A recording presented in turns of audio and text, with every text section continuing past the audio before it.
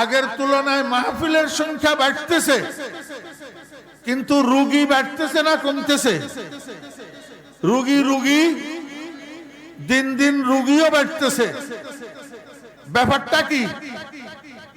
মাহফিল যত বাড়ে রোগীও বাড়ে, মাহফিল যত বাড়তেছে রোগী তো কমার দরকার ছিল, কিন্তু রোগী কমে না কেন? রোগের চিকিৎসা হয় না কেন?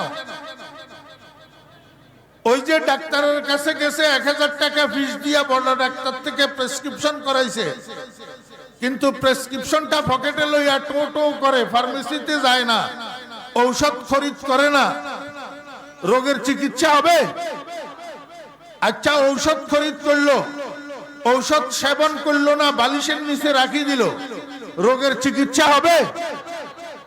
আচ্ছা, ঔষধ সেবন করলো, কিন্তু ডাক্তারের দেওয়া ডোজ মেনটেন করা হলো না, ডাক্তার বলছে সকাল দুপুর বিকাল 3 বেলা খাওয়ার পরে 3টা খাওয়ার জন্য, সে সারাদিন ঔষধ খেলো না, রাত্রে শোয়ার সময় একসাথে 3টা মারি দিল, রোগের চিকিৎসা হবে না রোগ বাড়বে?